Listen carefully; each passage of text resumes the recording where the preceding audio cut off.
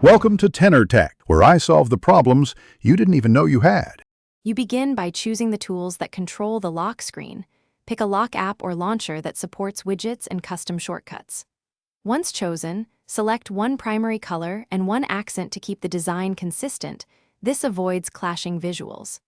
Make sure you have 3 assets: a high-res wallpaper, a transparent widget background, and an icon pack sample so you can test contrast and legibility as you work.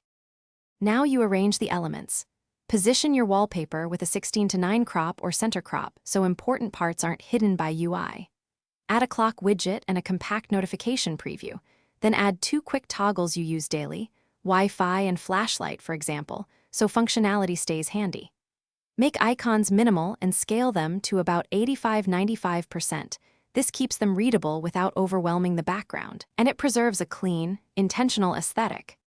To finish, refine readability. Increase background blur and dimming slightly, and set lock screen opacity so text remains legible over the image. Once done, test in bright sunlight and low light to confirm contrast and text size are comfortable. Make small tweaks to font weight or color if needed. If widgets fail to update or layouts misalign, clear the app's widget cache or reinstall the lock app. This usually resolves display glitches quickly.